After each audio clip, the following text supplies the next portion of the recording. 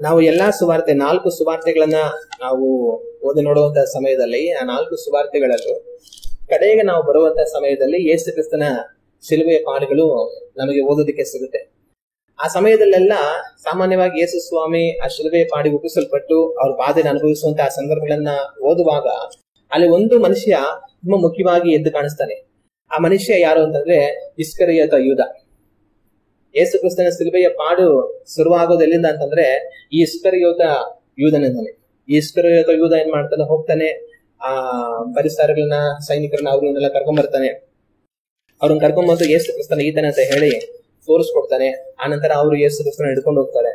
ಹಿಡ್ಕೊಂಡು ಹೋಗಿ ಅವರು ಶಿಲುಬೆಯಲ್ಲಿ ಬಾಧೆಗೆ ಒಪ್ಪಿಸಿ ಅವರನ್ನ ಮರಣಕ್ಕೆ ಒಪ್ಪಿಸ್ತಾರೆ. ಇಂಥ ಘಟನೆ ನಡೆಯುತ್ತೆ. ಆಗ ಈ ದಿನದಲ್ಲಿ ನಾವು ದೇವರ ವಾಕ್ಯದಿಂದ ಏನ್ ಧ್ಯಾನ ಮಾಡೋದಕ್ಕಿದ್ದೀವಿ ಅಂತಂದ್ರೆ, ಈ ಇಸ್ಕರಿಯೋತ ಯೂದನ ವಿಷಯವಾಗಿ ನಾವು ದೇವರ ವಾಕ್ಯದಿಂದ ಧ್ಯಾನ ಮಾಡಿ ನೋಡುವುದಕ್ಕಿದ್ದೇವೆ. ಯೇಸು ಕ್ರಿಸ್ತನು ಶಿಲುಬೆಯ ಪಾಡಿಗೆ ಅವರನ್ನ ಒಪ್ಪಿಸಿ ಕೊಡುವುದಕ್ಕೆ ಒಂದು ಕಾರಣಕರ್ತನಾಗಿರುವಂತ ಈ ಯೂದ ಅಂದ್ರೆ ಒಂದು ಮುತ್ತು ಕೊಟ್ಟು ಯೇಸು ಕ್ರಿಸ್ತನನ್ನ ತಾನು ತೋರಿಸ್ಕೊಡ್ತಾನೆ. ಆಗ ಈ ಯೂದ ಯಾರು, ಈ ಯೂದನಿಂದ ನಾವೇನ್ ತಿಳ್ಕೊಳ್ಬಹುದು ಅನ್ನೋಂಥದನ್ನ ಈ ದಿನದಲ್ಲಿ ನಾವು ದೇವರ ವಾಕ್ಯದಿಂದ ಧ್ಯಾನ ಮಾಡಿ ನೋಡೋಣ. ಈ ಯೂದ ಮೊಟ್ಟ ಮೊದಲು ಎಲ್ಲಿ ಕಾಣಿಸ್ಕೊಳ್ತಾನಂತಂದ್ರೆ, ಯೇಸು ಕ್ರಿಸ್ತನು ತನಗಾಗಿ 12 ಅಪೊಸ್ತಲರನ್ನ ಆರಿಸ್ಕೊಳ್ತಾರೆ. ಅವ್ರ 12 ಜನ ಅಪೊಸ್ತಲರಾಗಿ ಆರಿಸ್ಕೊಳ್ಳುವಾಗ ಅದರಲ್ಲಿ ಒಬ್ಬನಾಗಿ ಯೂದನು ಕಾಣಿಸ್ಕೊಳ್ತಾನೆ. ನಾವು ದೇವರ ವಾಕ್ಯವನ್ನು ಓದಿ ನೋಡುವಾಗ ಮತ್ತಾಯನ ಬರೆದಂತ ಸುವಾರ್ತೆ 10ನೇ ಅಧ್ಯಾಯ 2ನೇ ವಾಕ್ಯದಿಂದ ನಾವು ಓದಿ ನೋಡಿದರೆ ಈ ರೀತಿಯಾಗಿದೆ.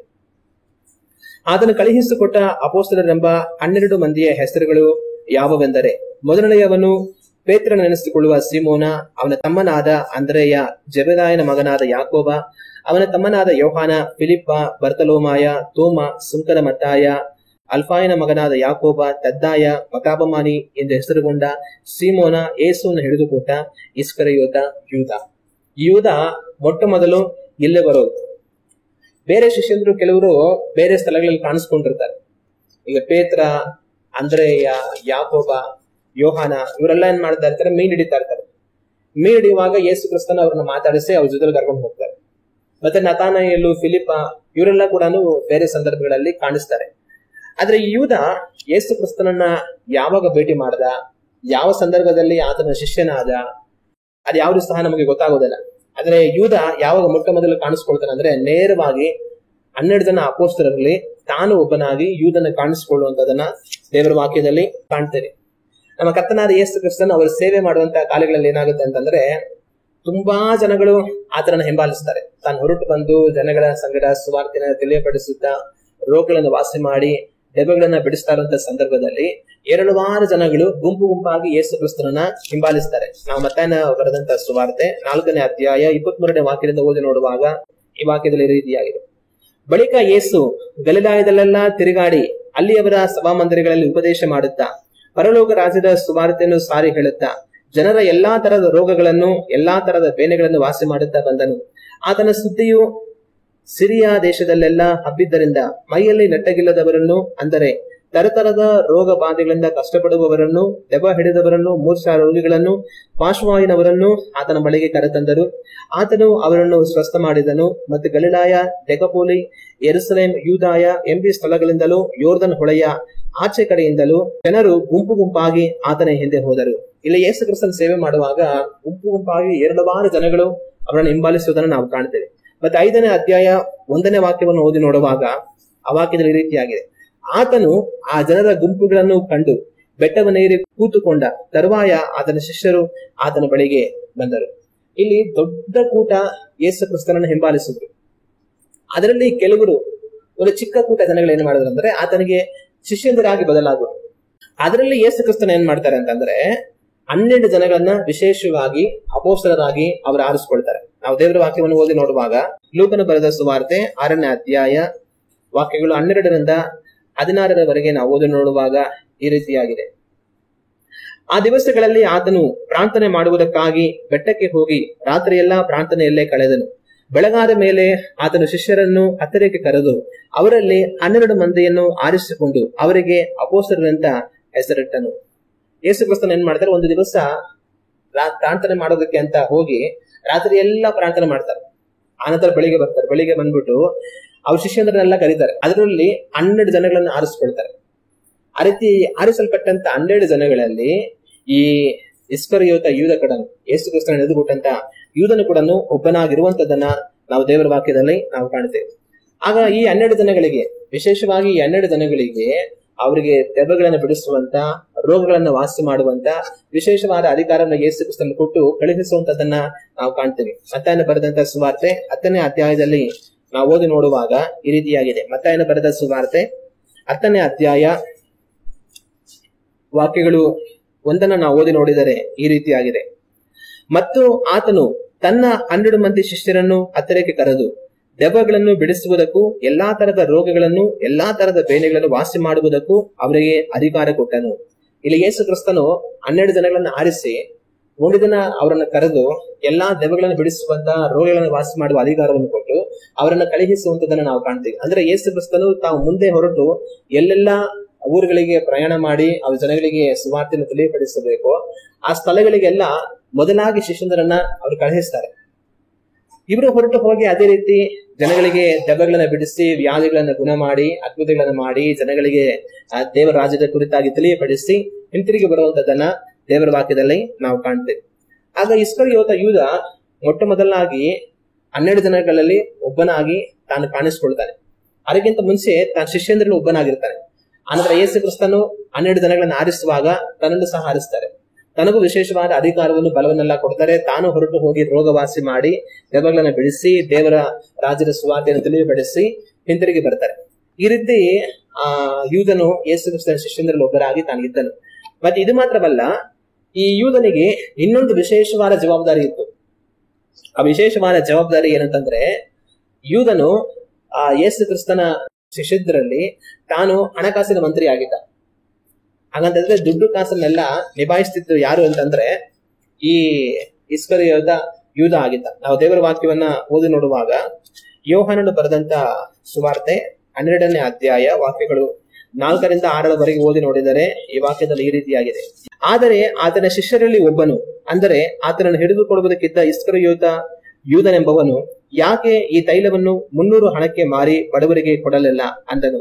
ಅವನು ಬಡವರಿಗೋಸ್ಕರ ಚಿಂತಿಸಿ ಇದನ್ನು ಹೇಳಲಿಲ್ಲ. ಅವನು ಕಳ್ಳನಾಗಿದ್ದು ತನ್ನ ವಶದಲ್ಲಿದ್ದ ಅವರ ಹಣದ ಚೀಲದಲ್ಲಿ ಹಾಕಿದ್ದನ್ನು ತಕ್ಕೊಳ್ಳುವವನಾಗಿದ್ದರಿಂದಲೇ ಹೇಳಿದನು. ಇಲ್ಲಿ ಏನಾಗುತ್ತೆ, ಯೇಸು ಕ್ರಿಸ್ತನು ಅವರು ಮರಿಯ ಎನ್ನುವಂತ ಒಂದು ವಿಶ್ವಾಸಿಯ ಮನೆಗೆ ಪ್ರಾರ್ಥನೆಗೆ ಹೋಗಿರ್ತಾರೆ. ಯೇಸು ಕ್ರಿಸ್ತನ ಶಿಷ್ಯಂದ್ರೆಲ್ಲ ಅಲ್ಲಿರ್ತಾರೆ. ಆ ತಾಯಿ ಏನ್ ಮಾಡ್ಬಿಡ್ತಾರೆ, ಒಂದು ಸಮಯದಲ್ಲಿ ಒಂದು ಸುಗಂಧ ದ್ರವ್ಯ ಇರುವಂತ ಒಂದು ಪಾತ್ರೆ, ಅದನ್ನ ತಗೊಂಡ್ ಬಂದು ಯೇಸು ಕ್ರಿಸ್ತನ ಮೇಲೆ ಸುರಿದು ಬಿಡ್ತಾರೆ. ಸುರಿದಾಗ ಏನಾಗುತ್ತೆ ಅಂದ್ರೆ ಇಸ್ಕರಿಯೋತ ಯೂದ ಒಂದು ಮಾತು ಹೇಳ್ತಾನೆ, ಅಲ್ಲಮ್ಮ ಅಷ್ಟೊಂದು ಸುಗಂಧ ತೈಲ ತಂದು ಅವ್ರ ಮೇಲೆ ಸುರಿದು ಎಲ್ಲಾ ವೇಸ್ಟ್ ಮಾಡಿದೆಯಲ್ಲ ನೀನು, ಬುದ್ಧಿ ಬೇಡವಾ? ಅದನ್ನ ತಗೊಂಡೋಗಿ ಮಾರಿದ್ರೆ 300 ರೂಪಾಯಿಗೆ ಹೋಗಿರೋದು ಮಾರುಕಟ್ಟೆಯಲ್ಲಿ. ಆ 300 ರೂಪಾಯಿ ತಗೊಂಡು ಬಡವರಿಗಂತ ಕೊಟ್ಟಿದ್ರೆ ಆಗ್ತಾ ಇರ್ಲಿಲ್ವಾ?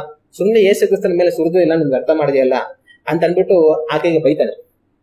ಆಗ ದೇವರ ವಾಕ್ಯ ಹೇಳುತ್ತೆ, ತಾನು ಆ ರೀತಿ ಹೇಳೋದಕ್ಕೆ ಉದ್ದೇಶ ಏನು ಅಂತಂದ್ರೆ, ಬಡವರಿಗೆ ಚಿಂತೆ ಮಾಡಿ ಅಯ್ಯೋ ಪಾಪ ಬಡವರಿಗೆ ಸಹಾಯ ಮಾಡಿದ್ರೆ ಆಗಿರೋದಲ್ಲ, ಎಷ್ಟೋ ಕಷ್ಟದಲ್ಲಿರ್ತಾರೆ ಜನ ಅನ್ನೋಂತ ಉದ್ದೇಶದಿಂದ ಹೇಳಲಿಲ್ಲ. ಆದ್ರೆ ತಾನು ಕಳ್ಳನಾಗಿದ್ದು ತನ್ನ ವಶದಲ್ಲಿದ್ದ ಹಣದ ಚೀಲದಲ್ಲಿ ಹಾಕಿದ್ದನ್ನು ತಕ್ಕೊಳ್ಳುವವನಾದದ್ದರಿಂದಲೇ ಹೇಳಿದನು. ಹಂಗಂದ್ರೆ ಯೇಸು ಕ್ರಿಸ್ತನಿಗೆ ಏನೆಲ್ಲಾ ಕಾಣಿಕೆ ಬರುತ್ತೆ, ಆ ಕಾಣಿಕೆನೆಲ್ಲ ಜೋಪಾನ ಮಾಡುವಂತ, ಖರ್ಚು ಮಾಡುವಂತ ಜವಾಬ್ದಾರಿ ಎಲ್ಲ ಯಾರ ಕೈಯಲ್ಲಿದೆ ಅಂತಂದ್ರೆ ಎಲ್ಲ ಯೂದನ ಕೈಯಲ್ಲಿದೆ. ಅಂದ್ರೆ ಹಣದ ಚೀಲ ಯೂದನ ಕೈಲಿರುತ್ತೆ. ಈಗ ಯೇಸು ಕ್ರಿಸ್ತನ ಅವ್ರ ಶಿಷ್ಯರೆಲ್ಲ ಹೋಗ್ತಾ ಇರುವಾಗ ಯಾರಾದ್ರೂ ಸ್ವಾಮಿ ಕಾಣಿಕೆ ತಗೊಳ್ಳಿ ಅಂತ ಬಂದ್ರೆ ಅದು ಯಾರ ಹತ್ರ ಹೋಗುತ್ತೆ ಅಂದ್ರೆ ಯೂದನ ಹತ್ರ ಹೋಗುತ್ತೆ. ಯೂದನ ಹತ್ರ ಬ್ಯಾಗ್ ಇರುತ್ತೆ, ಆ ಬ್ಯಾಗ್ ಅಲ್ಲಿ ಹಾಕ್ತಾರೆ. ಆಗ ಯೇಸು ಕ್ರಿಸ್ತನ ಸೇವೆ ಮಾಡುವಾಗ ಅವ್ರು ಬಂದಂತ ಹಣ ಎಲ್ಲ ಇಲ್ಲಿರ್ತಾ ಇತ್ತು ಅಂತಂದ್ರೆ ಜನಗಳಿಗೆ ಕೊಟ್ಟಿರ್ತಲ್ಲ, ಯೂದನ ಹತ್ರ ಇರ್ತಾ ಇತ್ತು. ಆಗ ಇವನೇನ್ ಮಾಡ್ತಾ ಇದ್ದ, ತನ್ನ ಹತ್ರ ಹಣಕಾಸಿನ ಚೀಲ ಇಟ್ಕೊಂಡ್ಬಿಟ್ಟು ತುಂಬಾ ಜನ ಬಂದು ಬಹಳಷ್ಟು ಬಹುಶಃ ಹಾಕಿರ್ಬೋದು. ಇವನೇನ್ ಮಾಡೋದು, ಅವಾಗ ಕೈ ಹಾಕ್ಬಿಟ್ಟು ಒಂದಷ್ಟು ಎತ್ಕೊಂಡ್ಬಿಟ್ಟು ಇವ್ನ್ ಖರ್ಚು ಮಾಡ್ಕೊಂಡು ಮಾಡ್ತಾರೆ. ಯಾಕಂದ್ರೆ ಯಾರಿಗೂ ಲೆಕ್ಕ ಗೊತ್ತಿಲ್ಲ ಎಷ್ಟು ಕಾಣಿಕೆ ಬಂದೈತೆ, ಎಷ್ಟು ಒಳಗಡೆ ಐತೆ ಅಂತ. ಅದನ್ನ ಮಾಡೋದು ಆವಾಗ ಕೈ ಹಾಕಿ ಸ್ವಲ್ಪ ಎತ್ಕೊಂಡು ಇವ್ನ್ ಖರ್ಚು ಮಾಡ್ಕೊಂಡಿರೋದು. ಆಗ ದೇವ್ರ ವಾಕ್ಯ ಹೇಳುತ್ತೆ, ಇವನ್ ಉದ್ದೇಶ ಏನಾಗಿತ್ತು ಅಂದ್ರೆ ಆ 300 ಹಣವನ್ನ ನೀನ್ ತಗೊಂಡು ಮಾರ್ಬಿಟ್ಟು ಅದನ್ನ ತಂದು ನನ್ನ ಜೀವನದಲ್ಲಿ ಹಾಕಿದ್ರೆ ಒಂದಷ್ಟು ಎತ್ಬಿಡ್ತಾ ಇದ್ನಲ್ಲ ನಾನು, ನೀನ್ ಯಾಕೆ ಇಂಥ ಕೆಲಸ ಮಾಡಿದೆ, ನನಗೆ ಲಾಸ್ಟ್ ಮಾಡಿದ್ಯಾ ಅನ್ನೋ ಅರ್ಥದಲ್ಲಿ ತಾನು ಕಳ್ಳನಾಗಿದ್ದು ತನ್ನ ಹತ್ರ ಹಣದ ಚೀಲದಲ್ಲಿ ದುಡ್ಡನ್ನ ಕದಿಯುವವನಾಗಿದ್ದು ಆ ಉದ್ದೇಶಕ್ಕೋಸ್ಕರ ಆತರ ಹೇಳ್ದ ಅಂತ ದೇವ್ರ ವಾಕ್ಯ ಹೇಳುವಂತದನ್ನ ನಾವು ಕಾಣ್ತೇವೆ. ಇಲ್ಲಿ ಮಾತ್ರ ಅಲ್ದಿರ ಯೋಹಾನನ ಬರೆದ ಸುವಾರ್ತೆ 13ನೇ ಅಧ್ಯಾಯ ವಾಕ್ಯಗಳು 27ರಿಂದ 30ರವರೆಗೆ ನಾವು ಓದಿ ನೋಡಿದರೆ ಈ ವಾಕ್ಯಗಳು ಈ ರೀತಿಯಾಗಿದೆ. ಅವನು ಆ ತುತ್ತನ್ನು ತೆಗೆದುಕೊಂಡ ಕೂಡಲೇ ಸೈತನನು ಅವನೊಳಗೆ ಹೊಕ್ಕನು. ಆಗ ಯೇಸು ಅವನಿಗೆ, ನೀನು ಮಾಡುವುದನ್ನು ಬೇಗನೆ ಮಾಡಿಬಿಡು ಎಂದು ಹೇಳಿದನು. ಆತನು ಅವನಿಗೆ ಇದನ್ನು ಯಾತಕ್ಕಾಗಿ ಹೇಳಿದನೆಂಬುದು ಊಟಕ್ಕೆ ಕೂತವರಲ್ಲಿ ಯಾರಿಗೂ ಗೊತ್ತಾಗಲಿಲ್ಲ. ಅವರಲ್ಲಿ ಕೆಲವರು, ಯೂದನ ವರ್ಷದಲ್ಲಿ ಹಣದ ಚೀಲ ಬಿದ್ದದ್ದರಿಂದ ಹಬ್ಬಕ್ಕಾಗಿ ನಮಗೆ ಬೇಕಾದದ್ದನ್ನು ಕೊಂಡುಕೋ ಎಂಬುದಾಗಿಯೋ ಬಡವರಿಗೆ ಏನಾದರೂ ಕೊಡು ಎಂಬುದಾಗಿಯೋ ಯೇಸು ಅವನಿಗೆ ಹೇಳುತ್ತಾನೆ ಎಂದು ನೆನೆಸಿದರು. ಅವನು ಆ ತುತ್ತನ್ನು ತೆಗೆದುಕೊಂಡ ಕೂಡಲೇ ಹೊರಗೆ ಹೋದನು. ಆಗ ರಾತ್ರಿ ಆಗಿತ್ತು. ಯೇಸು ಕ್ರಿಸ್ತನು ಕಡೆಯದಾಗಿ ಶಿಷ್ಯರ ಜೊತೆಯಲ್ಲಿ ಊಟ ಮಾಡ್ತಾ ಇರುವಾಗ ಅವ್ರೇನ್ ಮಾಡ್ತಾರೆ, ನಿಮ್ಮಲ್ಲಿ ಒಬ್ಬನು ನನ್ನನ್ನು ಹಿಡ್ಕೊಡ್ತಾರೆ ಅಂತ ಹೇಳ್ತಾರೆ. ಎಲ್ಲರೂ ಸ್ವಾಮಿ ನಾನಲ್ಲ ತಾನೆ ಅಂತ ಹೇಳ್ತಾ ಇರ್ತಾರೆ. ಆಮೇಲೆ ಯಾರು ಅವನು ಅಂತ ಹೇಳ್ತಾರೆ. ಆಗ ಯೇಸು ಕ್ರಿಸ್ತನು ಹೇಳ್ತಾರೆ, ನಾನು ರೊಟ್ಟಿಯನ್ನ ಅದ್ದಿ ಯಾರಿಗೆ ಇಡ್ತೀನೋ ಅವನೇ ಅವನು ಅಂತ ಹೇಳ್ತಾರೆ. ಆನಂತರ ಅವ್ರೇನ್ ಮಾಡ್ತಾರೆ, ರೊಟ್ಟಿಯನ್ನ ಅದ್ದಿ ಯೂದನ ಬಾಯಿಗೆ ಇಡ್ತಾರೆ. ಇಟ್ಬಿಟ್ಟು ನಂತರ ಒಂದ್ ಮಾತು ಹೇಳ್ತಾರೆ, ನೀನ್ ಮಾಡಬೇಕಂತ ಇರೋದನ್ನ ಬೇಗ ಮಾಡ್ಬಿಡು ಅಂತ ಹೇಳ್ತಾರೆ. ಆಗ ಅವನೇನ್ ಮಾಡ್ತಾನೆ, ತಿನ್ಬಿಟ್ಟು ಆನಂತರ ಹೊರಟು ಹೋಗ್ತಾನೆ. ಹೋಗಿ ಆಚೆ ಕಡೆ ಆ ಶಾಸ್ತ್ರಿಗಳನ್ನು ಫರಿಸಾಯರು ಸೈನಿಕರನ್ನೆಲ್ಲ ಕರೆದೊಳಕ್ಕೆ ಅಂತ ನಾನು ಹೊರಟು ಹೋಗ್ತಾನೆ. ಈ ರೀತಿ ಯೇಸು ಕ್ರಿಸ್ತನು ನೀನ್ ಮಾಡ್ಬೇಕಾಗಿರೋದನ್ನ ಬೇಗನೆ ಮಾಡ್ಬಿಡು ಅಂತ ಹೇಳೋದನ್ನ ಬೇರೆಯವರೆಲ್ಲ ಕೇಳ್ತಾರೆ. ಮತ್ತೆ ಅದೇ ಸಮಯದಲ್ಲಿ ಅದನ್ನ ಕೇಳಿದ ತಕ್ಷಣ ಅವನು ಹಾಗೆ ಆಚೆ ಹೋಗ್ಬಿಡ್ತಾನೆ. ಈಗ ಇವರೆಲ್ಲ ಏನ್ ಅನ್ಕೊಂತಾರಂದ್ರೆ, ಯೂದ ಯಾಕೆ ಆಚೆ ಹೋದ? ಮತ್ತೆ ಯೇಸು ಕ್ರಿಸ್ತನ ಅವನಿಗೆ ನೀನ್ ಮಾಡ್ಬೇಕಾಗಿರೋದನ್ನ ಬೇಗ ಮಾಡ್ಬಿಡು ಅಂತ ಹೇಳಿದ್ರಲ್ಲ, ಏನ್ ಮಾಡಕ್ ಹೇಳಿದ್ರು? ಅವ್ನ ಏನ್ ಮಾಡ್ಬೇಕಂತಿದ್ದಾನೆ ಅಂತ ಯೋಚನೆ ಮಾಡಿ, ಅವನ ಹತ್ರ ದುಡ್ಡು ಚೀಲ ಆಯ್ತಲ್ಲ, ನಮಗೆ ಬರೋಂಥ ದುಡ್ಡೆಲ್ಲ ಅವನ ಹತ್ರ ಇರುತ್ತಲ್ವಾ, ಬಹುಶಃ ಏಸ್ವಾಮಿ ಅವನಿಗೆ ಇವರು ಶಿಲುಬೆ ಪಾಡನ್ನ ಅನುಭವಿಸುವಂತಹ ಸಮಯ ಬಂದು ಫಸ್ಟ್ ಹಬ್ಬದ ಸಮಯ. ಆಗ ಹಬ್ಬಕ್ಕೆ ನಮಗೇನಾದ್ರೂ ತಗೋ ಅಂತ ಅವ್ನಿಗೆ ಹೇಳಿರ್ಬೇಕು. ಇಲ್ಲ ಅಂತಂದ್ರೆ ಈ ಹಬ್ಬದ ಸಮಯದಲ್ಲಿ ಬಡವರಿಗೆ ಸ್ವಲ್ಪ ದುಡ್ಡು ಐತಲ್ವಾ, ಸ್ವಲ್ಪ ಏನಾದ್ರು ತಗೊಂಡು ಬಡವರಿಗೆ ಕೊಡು, ಅವ್ರ ಹಬ್ಬ ಮಾಡ್ಲಿ ಅಂತ ಬಡವರಿಗೆ ಏನೋ ಮಾಡೋದಕ್ಕೋಸ್ಕರ ಏನೋ ಕೆಲಸ ಹೇಳಿರ್ಬೇಕು. ಅದಕ್ಕೆ ಯೂದ ಹೋಗಿದ್ದಾನೆ ಅಂತ ಮಾತಾಡ್ಕೊಂಡು ಒಬ್ರಿಗೊಬ್ರು ಸುಮ್ಮನಾಗ್ಬಿಡ್ತಾರೆ. ಆಗ ಇಲ್ಲೂ ಕೂಡ ಯೂದನ ವರ್ಷದಲ್ಲಿ ಹಣದ ಚೀಲ ಇತ್ತು ಅನ್ನುವಂಥದ್ದನ್ನ ನಾವು ಗಮನಿಸೋದಕ್ಕೆ ಸಾಧ್ಯ.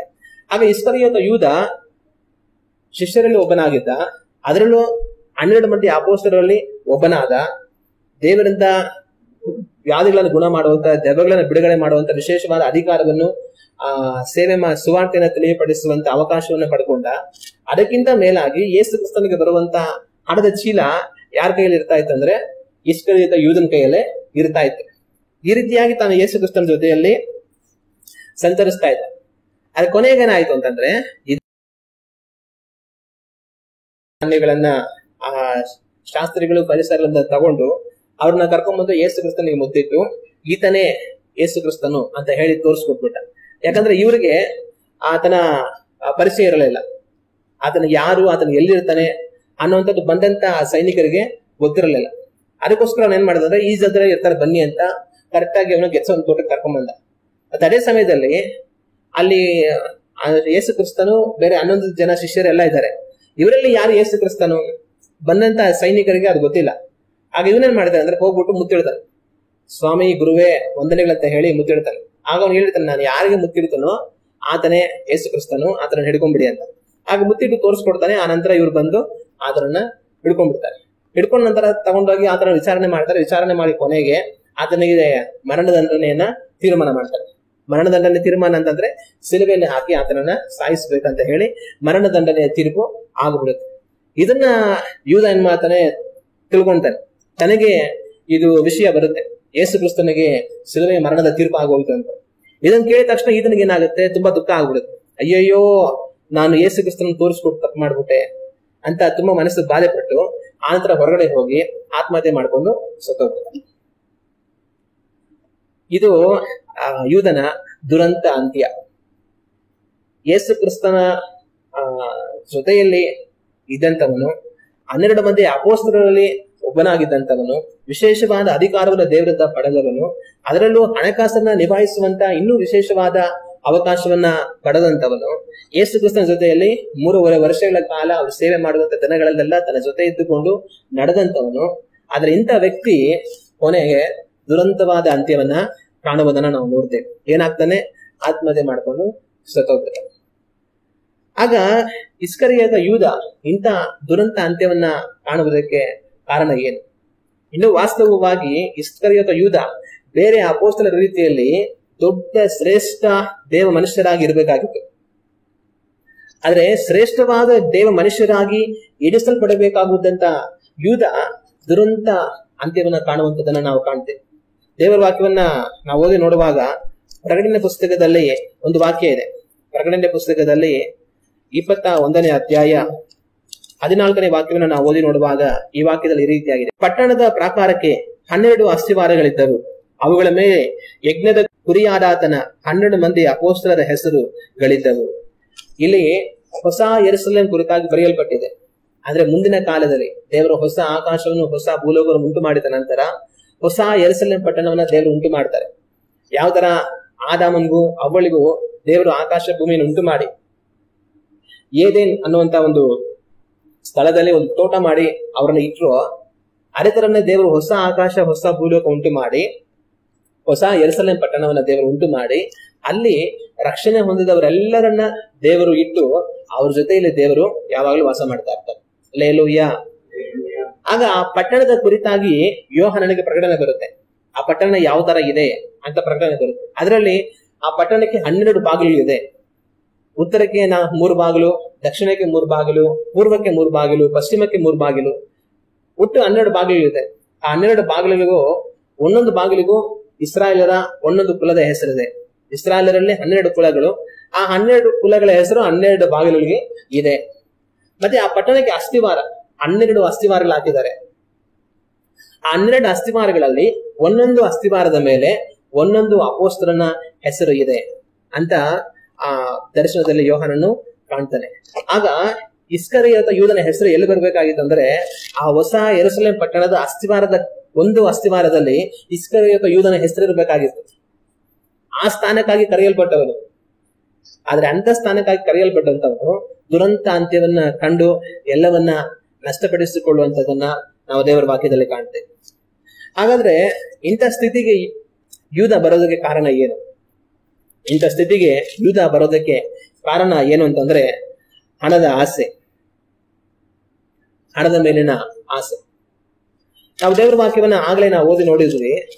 ತಾನು ಮರೆಯಲು ಬಂದು ಯೇಸು ಕ್ರಿಸ್ತನ ಮೇಲ್ಗಡೆಯಲ್ಲಿ ಆ ಪರಿಮಳ ತೈಲವನ್ನ ಹುಯ್ಯುವಾಗ ತಾನೇನ್ ಮಾಡ್ತಾನೆ, ಅಮ್ಮ ನೀನು ಯಾಕೆ ಇದನ್ನೆಲ್ಲ ಉಯ್ದು ವ್ಯರ್ಥ ಮಾಡಿದೆ, ಅದನ್ನ ಮಾರಿದ್ರೆ 300 ರೂಪಾಯಿ ಬಂದಿರೋದು, ಅದನ್ನ ಬಡವರಿಗೆ ಕೊಟ್ಟಿದ್ರೆ ಆಗಿರೋದು ಅಂತ ಹೇಳಿದಾಗ ತಾನು ಬಡವರನ್ನ ಚಿಂತಿಸಿ ಈ ಮಾತನ್ನ ಹೇಳಲಿಲ್ಲ.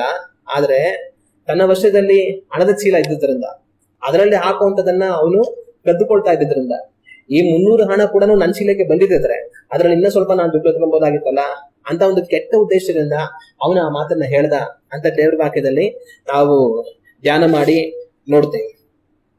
ಆಗ ಇವನು ಹಣವನ್ನ ಕದಿಯುವಂತವನಾಗಿ ಇದ್ದ. ಈ ಕದಿಯುವಂತ ಬುದ್ಧಿ ಇವನಿಗೆ ಯಾವ ಬಂತು ಅದು ನಮಗೆ ಗೊತ್ತಿಲ್ಲ. ಒಂದು ವೇಳೆ ಯೇಸು ಕ್ರಿಸ್ತನು ಅವನನ್ನ ಕರೆಯೋದಕ್ಕಿಂತ ಮುಂಚೆನೆ, ಯೇಸು ಕ್ರಿಸ್ತನಿಗೆ ಶಿಷ್ಯನಾಗಿದ್ದಕ್ಕಿಂತ ಮುಂಚೆನೆ ಅವನು ಕದಿಯುವಂತವನಾಗಿದ್ನ ಅದು ನಮಗೆ ಗೊತ್ತಿಲ್ಲ.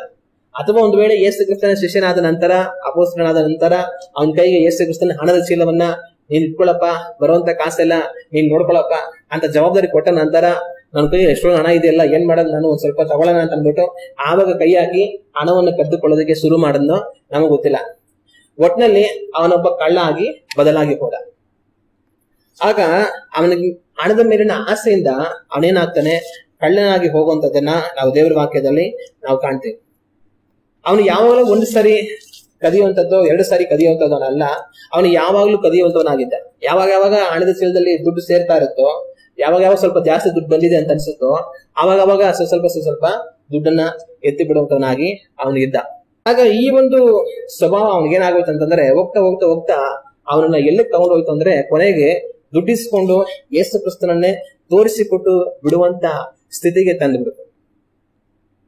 ಆ ಕಾರಣ ಅವನಿಗೇನಾಯ್ತು ಅಂದ್ರೆ ಅವನ ಜೀವನ ನಾಶವಾಗಿ ಹೋಯಿತು. ಪ್ರಾರಂಭದಲ್ಲಿ ಆ ಚೀಲದಲ್ಲಿ ಸ್ವಲ್ಪ ಎತ್ಕೊಂಡು ದುಡ್ಡಿನ ಆಸೆಯಿಂದ ಕಳ್ಳತನವನ್ನು ಮಾಡೋದಕ್ಕೆ ಪ್ರಾರಂಭ ಮಾಡಿ ಅಲ್ಲಿಂದ ಶುರು ಮಾಡಿ ಕೊನೆಗೆ ಯೇಸು ಕ್ರಿಸ್ತನ್ನೇ ತೋರಿಸಿಕೊಟ್ಟು ದುಡ್ಡಿಸ್ಕೊಳ್ಳೋಷ್ಟು ಮಟ್ಟಿಗೆ ತಾನು ಹೊರಟು ಹೋದ. ಈ ಒಂದು ದುಡ್ಡಿನ ಆಸೆ ಒಂದು ದಿವಸ ತನಗೆ ವಿರಲಾಗೋಯ್ತು, ತನ್ನನ್ನ ನಾಶ ಮಾಡಬಹುದು. ದೇವರ ವಾಕ್ಯವನ್ನ ನಾವು ಓದಿ ನೋಡುವಾಗ ದೇವರ ವಾಕ್ಯ ಹೇಳುತ್ತಂದ್ರೆ ಹಣದ ಆಸೆ ಎಲ್ಲಾ ಕೆಟ್ಟತನಕ್ಕೂ ಮೂಲ ಆಗಿದೆ ಅಂತ ದೇವರ ವಾಕ್ಯ ಹೇಳುತ್ತೆ. ಆಗ ಹಣದ ಆಸೆ ಉಳ್ಳವರಾಗಿ ನಾವಿದ್ರೆ ಅದು ಇವತ್ತಲ್ಲ ನಾಳೆ ನಮ್ಮನ್ನ ಖಂಡಿತವಾಗಿ ಅಳಿಸಿಬಿಡುತ್ತೆ, ನಮ್ಮನ್ನ ಹಾಳು ಮಾಡಿಬಿಡುತ್ತೆ. ಅದರಿಂದ ನಾನು ನೀವು ಇವತ್ತು ತಿಳ್ಕೊಳ್ಬೇಕಾಗಿರೋ ಒಂದು ವಿಷಯ ಏನಂತಂದ್ರೆ ಹಣದ ಮೇಲೆ ಆಸೆ ಉಳ್ಳವರಾಗಿ ನಾವು ಯಾವತ್ತೂ ಸಹ ಇರಬಾರದು. ಹಣವನ್ನು ಪ್ರೀತಿಸುವಂತವರಾಗಿ ನಾವು ಇರಬಾರದು. ಹಣ ನಮಗೆ ಅಗತ್ಯ, ನಾವು ಜೀವನ ಮಾಡೋದಕ್ಕೆ ನಮ್ ಖರ್ಚು ವೆಚ್ಚಗಳಿಗೆ ಎಲ್ಲದಕ್ಕೂ ಹಣ ಬೇಕೇ ಬೇಕು. ಹಣ ಬೇಡ ಅಂತಲ್ಲ, ಆದ್ರೆ ಹಣದ ಮೇಲೆ ವ್ಯಾಮೋಹ, ಹಣದ ಮೇಲೆ ಆಸೆ ನಮಗೆ ಇರಬಾರದು. ಅದರಲ್ಲೂ ಅಕ್ರಮವಾಗಿ ಹಣವನ್ನು ಸಂಪಾದಿಸುವಂತ ಕೆಟ್ಟವ ನಡವಳಿಕೆ ನಮ್ಮಲ್ಲಿ ಯಾವತ್ತೂ ಸಹ ಇರಬಾರದು. ದೇವರು ನಮಗೆ ಕೊಟ್ಟಿರುವಂತ ಕೆಲಸವನ್ನ ಕಷ್ಟಪಟ್ಟು ಮಾಡಿ ಸಂಪಾದನೆ ಮಾಡಿ, ದೇವರೇ ಇದನ್ನ ಸಂಪಾದನೆ ಮಾಡೋದಕ್ಕೆ ಸಹಾಯ ಮಾಡಿದ್ರೆ ನೀವು ಸ್ತೋತ್ರ, ಇದರಿಂದ ನಮ್ಮ ಅಗತ್ಯಗಳನ್ನ ನಾವು ತೀರಿಸಿಕೊಳ್ಳೋದಕ್ಕೆ ಸಹಾಯ ಮಾಡು, ಬೇರೆ ಕಷ್ಟದಲ್ಲಿರುವಂತವ್ರಿಗೆ ಸಹಾಯ ಮಾಡೋದಕ್ಕೆ ನಮಗೆ ಅವಕಾಶವನ್ನು ಮಾಡು, ದೇವರೇ ಇದನ್ನ ಆಶೀರ್ವದಿಸು ಅಂತ ಹೇಳಿ ದೇವರು ನಮ್ಗೆ ಕೊಟ್ಟಂತ ಕೆಲಸವನ್ನ ನಾವು ಮಾಡಿ ಅದರಿಂದ ನೀತಿಯಿಂದ ನ್ಯಾಯದಿಂದ ಸಂಪಾದನೆ ಮಾಡಿ ನಮಗೂ ಅದನ್ನು ಉಪಯೋಗಿಸಿಕೊಂಡು ಬೇರೆಯವ್ರಿಗೂ ಉಪಯೋಗಿಸಿ ದೇವರ ನಾಮವನ್ನು ಮಹಿಮೆ ಪಡಿಸಬೇಕು. ಹಲ್ಲೆಲೂಯ. ಆದ್ರೆ ಯಾವತ್ತು ಕೆಟ್ಟ ರೀತಿಯಲ್ಲಿ ಸಂಪಾದನೆ ಮಾಡೋದಕ್ಕೆ ನಾವು ಕೈ ಹಾಕಲೇಬಾರದು. ಅನೇಕರು ಏನ್ ಮಾಡ್ತಾರೆ, ಬೇರೆಯವ್ರಿಗೆ ಮೋಸ ಮಾಡಿ, ಬೇರೆಯವ್ರನ್ನ ಯಾಮಾರಿಸಿ, ಅನ್ಯಾಯವನ್ನು ಮಾಡಿ, ಅಕ್ರಮವನ್ನು ಮಾಡಿ ದುಡ್ಡನ್ನ ಸಂಪಾದನೆ ಮಾಡುವಂತವರಾಗಿರ್ತಾರೆ. ಯಾವ ರೀತಿಯಲ್ಲಿ ನಾವು ದುಡ್ಡನ್ನ ಕೆಟ್ಟದಾಗಿ ಸಂಪಾದನೆ ಮಾಡುವಂತ ಕೆಲಸವನ್ನು ಮಾಡಬಾರದು. ಅದು ಒಂದು ದಿವಸ ನಮ್ಮನ್ನು ಹಾಳು ಮಾಡೇ ಮಾಡುತ್ತೆ. ಕಷ್ಟಪಟ್ಟು ನ್ಯಾಯದಿಂದ ದುಡಿಯುವಂಥದ್ದು ಕಷ್ಟ, ಅದ್ರಲ್ಲಿ ಬರುವಂತ ಆದಾಯ ಕಡಿಮೆ, ಜೊತೆಗೆ ನಾವು ಅವರಿಗೆ ಕಷ್ಟ ಕೂಡ ಪಡಬೇಕು. ಆದ್ರೆ ತಪ್ಪಾಗಿ ಮಾಡುವಂತ ಸಂಪಾದನೆ ಮಾಡುವಂಥದ್ದು ಸುಲಭ, ಅದಕ್ಕೆ ಜಾಸ್ತಿ ಕಷ್ಟಪಡ್ಬೇಕಾದ್ರೆ ಅಗತ್ಯನೇ ಇಲ್ಲ. ಮತ್ತೆ ಇನ್ನೊಂದು, ಅದರಿಂದ ಬರುವಂತ ಸಂಪಾದನೆ ಜಾಸ್ತಿ ಇರುತ್ತೆ. ಆದ್ರೆ ಜಾಸ್ತಿ ಸಂಪಾದನೆ ಬರುತ್ತೆ ಕೆಟ್ಟ ದಾರಿಯಲ್ಲಿ, ಅದೇ ತರ ದೊಡ್ಡ ಕೇಡು ನಾಶನ ಕೂಡ ಬರುತ್ತೆ. ಒಂದಲ್ಲ ಒಂದ್ ದಿವಸ ಸಿಗಾಕೊಂಡು ಇನ್ನಿಂತ ಕೆಲಸ ಮಾಡಿ ಈ ತರ ಮೋಸ ಮಾಡಿ ಸಂಪಾದನೆ ಮಾಡಿದಾನೆ ಅಂತ ಎಲ್ಲರ ಮುಂದೆ ಗೊತ್ತಾಗಿ ಮಾನ ಹೋಗಿ ಮರ್ಯಾದೆ ಹೋಗಿ, ಆಗ ಒಂದು ಸಲ ಕೆಟ್ಟು ಹೋದಂತ ಹೆಸರು ಮತ್ತೆ ಎಷ್ಟೇ ದುಡ್ಡು ವಾಪಸ್ ಕೊಟ್ಟರು ಕೂಡ ಬರೋದಿಲ್ಲ. ಒಂದ್ಸಲ ಕಳ್ತನ ಮಾಡಿ ಸಿಗಾಕೊಂಡು, ಮೋಸ ಮಾಡಿ ಸಿಗಾಕೊಂಡು ಮತ್ತೆ ನಾನು ಒಳ್ಳೇನಾಗ್ಬಿಟ್ಟಿದ್ದೀನಿ, ನಾನು ಹಿಂಗ್ ಮಾಡಲ್ಲ ಅಂತ ಎಷ್ಟೇ ಹೇಳಿದ್ರು ಕೂಡ ಜನಗಳು ತಿರ್ಗಾ ಅದನ್ನ ನಂಬೋದಿಲ್ಲ. ಅದು ಮಾತ್ರ ಅಲ್ಲ, ಇದರಿಂದ ಕೆಲವೊಂದ್ಸಲಿ ಜೈಲಿಗೆಲ್ಲ ಹೋಗ್ಬೇಕಾದ್ರೆ ಪರಿಸ್ಥಿತಿ ಬರುತ್ತೆ. ಮತ್ತೆ ಇನ್ನು ಆ ರೀತಿ ಕೆಟ್ಟ ಸಂಪಾದನೆ ಮಾಡಿ ನಾವು ಬದುಕುವವರಾಗಿ ಈ ಲೋಕದಲ್ಲಿ ನಮ್ಮ ಓಟವನ್ನು ನಾವು ಮುಗಿಸಿದ್ರೆ ದೇವರ ಕೋಪಕ್ಕೆ ಒಳಗಾಗಿ ನಿತ್ಯ ನರಕಕ್ಕೆ ಗುರಿಯಾಗಬೇಕಾಗುತ್ತೆ. ಅದರಿಂದ ಯಾವತ್ತೂ ನಾವು ಹಣದ ಮೇಲೆ ಮೋಹ ಉಳ್ಳವರಾಗಿ, ಆಸೆ ಉಳ್ಳವರಾಗಿ ನಾವು ಇರಬಾರದು. ಕಷ್ಟಪಟ್ಟು ದೇವರು ನಮ್ಗೆ ಕೊಡುವಂತ ಕೆಲಸವನ್ನು ಮಾಡಿ ಸಂಪಾದನೆ ಮಾಡಿ ನಮ್ಮ ಅಗತ್ಯಗಳಿಗೆ ತಕ್ಕಂತೆ ಉಪಯೋಗಿಸಬೇಕು. ನಮ್ಮಿಂದ ಆದ್ರೆ ಬೇರೆಯವ್ರಿಗೂ ಸಹ ಅದರಲ್ಲಿ ನಾವು ಸಹಾಯವನ್ನು ಮಾಡುವಂತವರಾಗಿರಬೇಕು. ಆದ್ರೆ ಕಳ್ಳತನದಿಂದ, ಮೋಸದಿಂದ, ಅನ್ಯಾಯದಿಂದ ಯಾವತ್ತೂ ಸಹ ನಾವು ದುಡಿಯಲೇಬಾರದು. ಅದು ನಮ್ಮನ್ನ ಒಂದು ದಿವಸ ಹಾಳು ಮಾಡೇ ಮಾಡುತ್ತೆ. ಇಸ್ಕರಿಯೋತ ಯೂದ ಅದೇ ತರನೇ ಆಗಿದೆ. ಸ್ವಲ್ಪ ಸ್ವಲ್ಪ ಹಣವನ್ನ ತಗೊಳ್ತಾ ಇದ್ದ, ಕೊನೆಗೆ ಅದು ಎಲ್ಲಿ ಹೋಗ್ಬಿಡ್ತು ಅಂತಂದ್ರೆ ಯೇಸು ಕ್ರಿಸ್ತರನ್ನ ಹಿಡಿದು ಬಿಡುವಷ್ಟು ಮಟ್ಟಿಗೂ ಹೊರಟು ಹೋಯಿತು. ಅದರಿಂದ ಅವನು ನಾಶವಾಗಬೇಕಾದ ಪರಿಸ್ಥಿತಿ ಬಂತು. ಅದರಿಂದ ಏನೋ ಒಂದು 10 ರೂಪಾಯಿ ತಾನೆ, ಏನೋ 100 ರೂಪಾಯಿ ತಾನೆ, ಏನೋ 1000 ರೂಪಾಯಿ ತಾನೆ, ಏನ್ ದೊಡ್ಡ ದುಡ್ಡೇನು ಅಲ್ವಲ್ಲ, ಮೋಸ ಮಾಡಿದ್ರೆ ಆಯ್ತು, ಯಾಮಾರಿಸಿದ್ರೆ ಆಯ್ತು ಅಂತ ಅಂದ್ಬಿಟ್ಟು ನಾವು ಸಣ್ಣ ಸಣ್ಣ ಮೊತ್ತಕ್ಕೆ ನಾವು ನಂಬಿಕೆಸ್ಥರಾಗಿರದೆ ಮೋಸ ಮಾಡಿ ಸಂಪಾದನೆ ಮಾಡಕ್ ಶುರು ಮಾಡಿದ್ರೆ ನಾಳೆ ಅದೇ ನಮ್ಮನ್ನ 1000 ರೂಪಾಯಿ, ಲಕ್ಷಾಂತರ ರೂಪಾಯಿವರೆಗೂ ಮೋಸ ಮಾಡಿ ಅನ್ಯಾಯ ಮಾಡೋ ಹಾಗೆ ಅದೇ ಕರ್ಕೊಂಡು ಹೋಗ್ಬಿಡುತ್ತೆ. ಅದು ಎಲ್ಲಿವರೆಗೂ ಕರ್ಕೊಂಡು ಹೋಗ್ಬಿಡುತ್ತೆ ಅಂದ್ರೆ ನಾಳೆ ಅದರಿಂದ ಆಚೆ ಬರೋದಕ್ಕೆ ಆಗೋದಿಲ್ಲ, ಅಲ್ಲಿವರೆಗೂ ಕರ್ಕೊಂಡು ಹೋಗ್ಬಿಡುತ್ತೆ. ಕಟ್ಟ ಕಡೆಗೆ ಅದು ನಾಶನ. ಅದರಿಂದ ನಮ್ಮ ಹತ್ರ ಸ್ವಲ್ಪ ಇದ್ರೆ ಸಾಕು, ಅದನ್ನ ನಾವು ನಿಯತ್ತಿಂದ ದುಡಿದಿರಬೇಕು. ಹಲ್ಲೆಲೂಯಾ. ಮೋಸಕರವಾದ ಸಂಪಾದನೆಗೆ ಯಾವತ್ತೂ ಸಹ ನಾವು ಕೈ ಹಾಕ್ಬಾರ್ದು. ಆದ್ರೆ ಯಾರು ದುಡ್ಡನ್ನ ಪ್ರೀತಿ ಮಾಡ್ತಾರೋ, ಯಾರು ದುಡ್ಡನ್ನ ಆಶಿಸ್ತಾರೋ ಅವರು ಈ ತರ ಕೆಟ್ಟ ಕಾರ್ಯಗಳಿಗೆ ಕೈ ಹಾಕಿ ಅಕ್ರಮವಾಗಿ ಸಂಪಾದನೆ ಮಾಡಕ್ಕೆ ಅವ್ರು ಒಪ್ಪಿಸ್ಕೊಟ್ಟು ಅವರನ್ನ ಅವರು ಕೆಡಿಸಿಕೊಳ್ಳುವಂತವರಾಗಿರ್ತಾರೆ. ನಾನು ನೀವು ಅದರ ಯಾವತ್ತೂ ಸಹ ಇರಬಾರ್ದು. ಇಸ್ಕರಿಯೋತ ಯೂದ ಆ ರೀತಿಯಾಗಿ ಹಣದ ಮೇಲೆ ಆಸೆಯಿಂದ ಅವನನ್ನು ಕೆಡಿಸ್ಕೊಂಡು ಅವನು ಹಾಳಾಗಿ ಹೋಗೋದನ್ನ ನಾವು ಕಾಣ್ತೇವೆ. ಅದೇ ಇನ್ನೊಂದು ಸಮಯದಲ್ಲಿ ಪೇತ್ರ ಇರ್ತಾನೆ. ಪೇತ್ರ ಸೇವೆ ಮಾಡ್ತಾ ಇರುವಾಗ ಜನಗಳ ಮೇಲೆಲ್ಲ ಕೈ ಇಟ್ಟು ಪ್ರಾರ್ಥನೆ ಮಾಡುವಂತ ಸಂದರ್ಭದಲ್ಲಿ ದೇವರಾತುರನ್ನ ಜನಗಳ ಮೇಲೆ ದೇವರು ಸುರಿಸಿ ಅವರೆಲ್ಲ ಆತ್ಮಪರವಶರಾಗಿ ಅವ್ರು ಮಾರ್ಪಡ್ತಾ ಇರ್ತಾರೆ.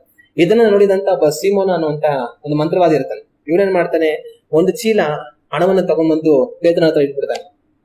ಸ್ವಾಮಿ, ನನಗೂ ಸಹ ಈ ಅಧಿಕಾರ ಕೊಡು, ನಾನು ಪ್ರಾರ್ಥನೆ ಮಾಡುವಾಗಲೂ ಜನಗಳು ಪವಿತ್ರಾತ್ಮ ಭರಿತರಾಗಬೇಕು, ಆತರ ನನಗೆ ಅಧಿಕಾರ ಕೊಡು, ತಗೋ ಈ ಹಣನ ಅಂತ ಕೊಟ್ಬಿಡ್ತಾನೆ. ಆಗ ಪೇತ್ರ, ಕೊಡಪ್ಪ ಹಣ, ಹೋಗಪ್ಪ, ದೇವರನ್ನ ಆಶೀರ್ವಾದ ಮಾಡ್ತಾರೆ ಅಂತ ಹೇಳಿ ಕಳಿಸ್ಲಿಲ್ಲ. ಆದ್ರೆ ಅವನು ಶಪಿಸಿ, ಖಂಡಿಸಿ, ಗದರಿಸಿ ಅವನನ್ನ ಓಡಿಸುವಂತದನ್ನ ನಾವು ಕಾಣ್ತೇವೆ. ಆಗ ಪೇತ್ರ ಹಣಕ್ಕೆ ತನ್ನನ್ನ ಒಪ್ಪಿಸಿಕೊಡಲಿಲ್ಲ. ಶಿಷ್ಯಂದ್ರೆಲ್ಲ, ಅಪೊಸ್ತಲರು ಯಾರಿಗೂ ಕೂಡ ನಿಮ್ಮ ಆಸ್ತಿ, ಮನೆ, ಮಠ ಎಲ್ಲಾ ಮಾರಿ ತಗೊಂಬನ್ನಿ ಅಂತ ಯಾರಿಗೂ ಹೇಳಲಿಲ್ಲ. ಆದ್ರೆ ಅವರು ಸೇವೆ ಮಾಡ್ತಾರಂತ ಕಾಲದಲ್ಲಿ ಜನಗಳೆಲ್ಲ ಅವರಾಗ ಅವರೇನೆ ಅವ್ರ ಮನೆ, ಮಠ, ಆಸ್ತಿ ಎಲ್ಲಾ ಮಾರಿ ಎಲ್ಲಾ ತಗೊಂಬಂದು ಅಪೊಸ್ತಲರ ಕಾಲ ಹತ್ರ ಇಡ್ತಾ ಇದ್ರು. ಆದ್ರೆ ಪೇತ್ರನ ಆಗಲಿ ಬೇರೆ ಅಪೊಸ್ತಲರಾಗಲಿ ಯಾರು ಅದರ 1 ರೂಪಾಯಿನ ತೆಗಿಲಿಲ್ಲ. ಆದ್ರೆ ಯೂದ ತನ್ನ ಹತ್ರ ಇದ್ದಂತ ಹಣದ ವಿಷಯದಲ್ಲಿ ನಂಬಿಕೆಸ್ತನಾಗಿ ಹೋಗದೆ ಕಳ್ಳನಾಗಿ ಹಣಕ್ಕಾಗಿ ಆಸೆಪಟ್ಟು ಕೊನೆಗೆ ಅವನನ್ನು ಅವನು ಕೆಡಿಸ್ಕೊಂಡ. ನಾವು ಹಣವನ್ನ ಪ್ರೀತಿಸಿದರ, ನೀತಿಯಿಂದ ನಡೆದರೆ, ದೇವರನ್ನ ಪ್ರೀತಿಸಿದ್ರೆ ದೇವರು ನಮ್ಮನ್ನ ಕಡೆಯವರೆಗೂ ನಡೆಸ್ತಾರೆ. ನಮ್ಮ ಅಗತ್ಯಗಳನ್ನ ದೇವರು ಸಂಧಿಸ್ತಾರೆ. ಆದ್ರೆ ನಾವು ಹಣಕ್ಕಾಗಿ ಆಸೆ ಪಟ್ಟು ತಪ್ಪದಾರಿ ಹಿಡಿದ್ರೆ ಅದು ಒಂದು ದಿವಸ ನಮ್ಮನ್ನ ನಾಶ ಮಾಡೇ ಮಾಡುತ್ತೆ. ಅದಕ್ಕೆ ಇಸ್ಕರಿಯೋತ ಯೂದ ಉದಾಹರಣೆ ಆಗಿದ್ದಾನೆ. ಅದರಿಂದ ನಾನು ನೀವು ಯಾವತ್ತೂ ಸಹ ಹಣವನ್ನ ಪ್ರೀತಿ ಮಾಡದೆ, ಮೋಸಕರವಾಗಿ ಸಂಪಾದನೆ ಮಾಡದೆ, ನೀತಿನ ನಡೆಯೋದಕ್ಕೆ ನಮ್ಮನ್ನು ನಾವು ಅಭಿವೃದ್ಧಿ ಕೊಡೋಣ. ದೇವರ ಕೃಪೆ ನಮಗಿರುತ್ತೆ. ದೇವರು ನಮ್ಮನ್ನು ಬಲಪಡಿಸ್ತಾರೆ, ನಡೆಸ್ತಾರೆ. ಹಲ್ಲೆಲೂಯಾ. ಮತ್ತೆ ಇನ್ನೊಂದು, ಇಸ್ಕರಿಯೋತ ಯೂದನನ್ನ ನಾವು ನೋಡುವಾಗ ಅವನು 4 ಸುವಾರ್ತೆಗಳಲ್ಲಿ ಎಲ್ಲಿ ಕೂಡ ಮಾತಾಡೋದೇ ಇಲ್ಲ. ಪೇತ್ರ ಸುಮಾರು ಮಾತಾಡ್ತಾನೆ, ಯೋಹನ ಮಾತಾಡ್ತಾನೆ, ಬೇರೆ ಬೇರೆ ಶಿಷ್ಯಂದ್ರು ಆಗಾಗ ಮಾತಾಡುವಂತದನ್ನ ನಾವು ಕಾಣ್ತೇವೆ. ಆದ್ರೆ ಯೂದ ಎಲ್ಲೂ ಮಾತಾಡುವಂತದನ್ನ ನಾವು ನೋಡೋದೇ ಇಲ್ಲ. ಆದ್ರೆ ಕೆಲವು ಕಡೆ ಮಾತ್ರ ಮಾತಾಡ್ತಾನೆ. ಆದ್ರೆ ಅವ್ನು ಮಾತಾಡಿದ್ರು ಕೂಡ ಕಪಟಿಯಾಗಿ ಮಾತಾಡ್ತಾನೆ. ಅವನು ಎಲ್ಲಿ ಮಾತಾಡ್ತಾನೆ ಅಂದ್ರೆ ಇಲ್ಲೇ ಮಾತಾಡ್ತಾನೆ.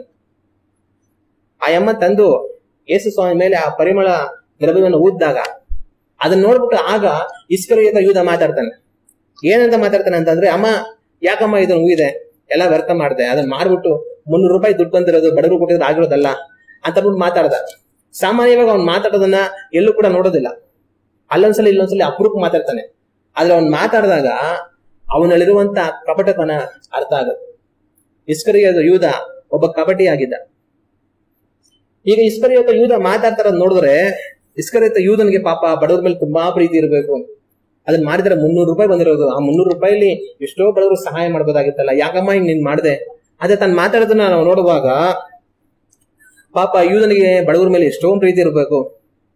ಎಷ್ಟು ತರ ಯೋಚನೆ ಮಾಡಿ ಹೇಳ್ತಾ ಇದ್ದಾನೆ ನೋಡಿ.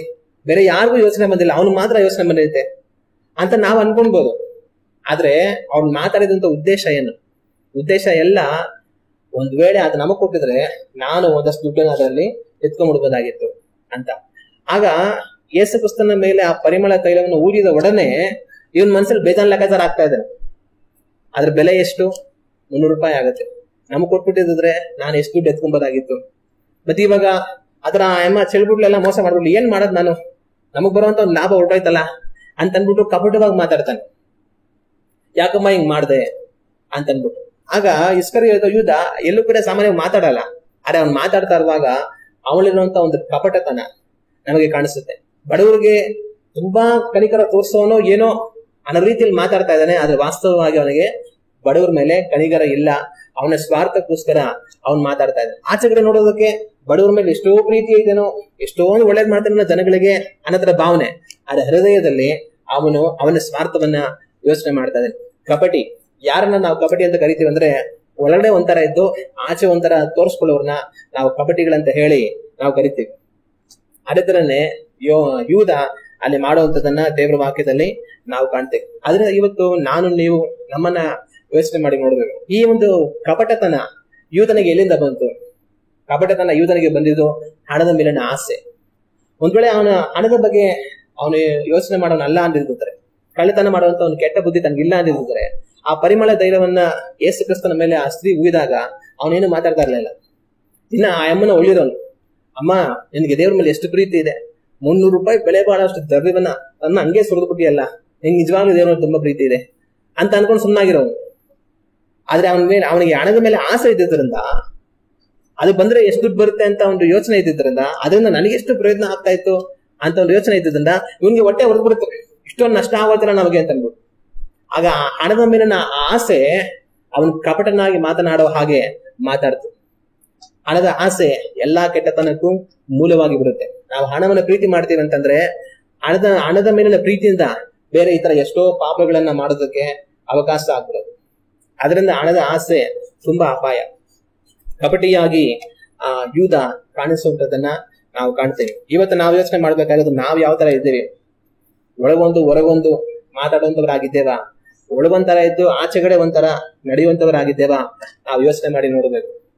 ಯೂದ ಬಡವರಿಗೇನೋ ತುಂಬಾ ಪ್ರೀತಿ ತೋರಿಸೋಂತರ ತನ್ನ ಸ್ವಾರ್ಥವನ್ನ ಯೋಚನೆ ಮಾಡ್ತಾ ಇದ್ದ. ನಾನು ನೀವು ಯಾವುದು ಸಹ ಒಳಗೊಂದು ಹೊರಗೊಂದು ಇರಬಾರದು. ಒಳಗಡೆಯಲ್ಲಿ ನಾವು ಶುದ್ಧವಾಗಿರಬೇಕು. ಹಲ್ಲೆಲೂಯಾ. ನತಾಲನ ವಿಷಯದಲ್ಲಿ ಯೇಸು ಕ್ರಿಸ್ತನು ಹೇಳುವಂತ ಮಾತು, ಇವನು ನಿಜವಾದ ಇಸ್ರಾಯೇಲನು, ಇವನಲ್ಲಿ ಕಪಟವಿಲ್ಲ ಅಂತ ಹೇಳಿದ್ರು. ನನ್ನ ವಿಷಯದಲ್ಲಿ ನಿಮ್ಮ ವಿಷಯದಲ್ಲಿ ದೇವರು ಇವನಲ್ಲಿ ಕಪಟವಿಲ್ಲ ಅಂತ ಹೇಳ್ಬೋದು. ಹಲ್ಲೆಲೂಯಾ. ಆತರ ನಾವು ಜೀವಿಸ್ಬೇಕಾಗಿರುವಂತದ್ದು ಬಹಳ ಮುಖ್ಯ. ಮತ್ತೆ ಈ ಇಸ್ಕರಿಯೋತ ಯೂದ ಅವತ್ತೇನ್ ಕೆಲಸ ಮಾಡ್ದ, ಅದೇ ಕೆಲಸವನ್ನ ಇವತ್ತು ಸಮಾಜದಲ್ಲಿ ತುಂಬಾ ಜನ ಮಾಡ್ತಾರೆ, ದೇವರನ್ನ ನಂಬಿರೋರು ಕೂಡ ಮಾಡ್ತಾರೆ. ಏನು ಅಂತಂದ್ರೆ, ಈ ಇಸ್ಕರಿಯೋತ ಯೂದ ಆ ಸ್ತ್ರೀ ಆ ಒಂದು ಪರಿಮಳ ತೈಲವನ್ನ ಯೇಸು ಕ್ರಿಸ್ತನ ಮೇಲೆ ಉಯ್ದಾಗ ಬಡವರ ಬಗ್ಗೆ ಮಾತಾಡ್ದ, ಅದನ್ನ ಮಾರಿದ್ರೆ ಬಡವರಿಗೆ ಎಷ್ಟೋ ಕೊಡಬಹುದಾಗಿತ್ತಲ್ಲ ಅಂತ ಅಂದ್ಬಿಟ್ಟು. ಆಗ ಇವನ್ನ ನೋಡುವಾಗ ಚಿಂತೆ ಏನು ಅಂತಂದ್ರೆ, ಇವನಿಗೆ ಬಡವರ ಮೇಲೆ ಎಷ್ಟೋ ಪ್ರೀತಿ ಇದೆಯೇನೋ ಅನ್ನೋ ತರ ಭಾವನೆ. ಆದ್ರೆ ಅವನ ಉದ್ದೇಶ ಏನು, ಬಡವರನ್ನ ತೋರಿಸಿ ಅವನ ಸ್ವಾರ್ಥವನ್ನ ಅವನು ನೆರವೇರಿಸ್ಕೊಳ್ಬೇಕು, ಅವನು ಸ್ವಲ್ಪ ದುಡ್ಡನ್ನ ಕಳ್ತನ ಮಾಡಿಕೊಂಡು ಅವನಿಗೆ ಉಪಯೋಗಿಸ್ಕೊಳ್ಬೇಕು ಅನ್ನೋಂತ ಒಂದು ಕೆಟ್ಟ ಉದ್ದೇಶ ಯೂದನಿಗಿತ್ತು. ಇದೇ ಕೆಲಸವನ್ನು ಇವತ್ತು ತುಂಬಾ ಜನ ಮಾಡ್ತಾರೆ. ಏನ್ ಮಾಡ್ತಾರೆ ಅಂದ್ರೆ, ನಾವೊಂದು ಅನಾಥಾಶ್ರಮ ನಡೆಸ್ತಾ ಇದೀವಿ ಅಂತ ಬೋರ್ಡ್ ಹಾಕೊಂಡ್ಬಿಡ್ತಾರೆ. ಅಲ್ಲಿ ಒಂದು 4 ಜನ ಮಕ್ಕಳನ್ನ ಕರ್ಕೊಂಡು ಇಟ್ಬಿಡ್ತಾರೆ. ಇಟ್ಬಿಟ್ಟು ಅವ್ರ ಜೊತೆ ನಿಂತ್ಕೊಂಡು ದೂರ 4 ಕೂಡ ತೆಗೆಸ್ಕೊಂಡ್ಬಿಡ್ತಾರೆ. ತೆಗೆಸ್ಕೊಂಡ್ಬಿಟ್ಟು ಅದನ್ನ ಎಲ್ಲರಿಗೂ ಕಳಿಸ್ತಾ ಇರ್ತಾರೆ. ಕಳಿಸ್ಬಿಟ್ಟು, ನೋಡಿ ನಾವೊಂದು ಅನಾಥಾಶ್ರಮ ಇಟ್ಟಿದ್ದೀವಿ, ಇಲ್ಲಿ ಈ ತರ ಮಕ್ಕಳಿದ್ದಾರೆ ನೋಡಿ, ಇವ್ರನ್ನ ನಾವು ಸಾಕ್ತಾ ಇದ್ದೀವಿ, ನೀವು ಸಹಾಯ ಮಾಡಿ ಅಂತ ಅನ್ಬಿಟ್ಟು ಎಲ್ಲಾರ್ಗು ಕಳಿಸ್ತಾ ಇರ್ತಾರೆ.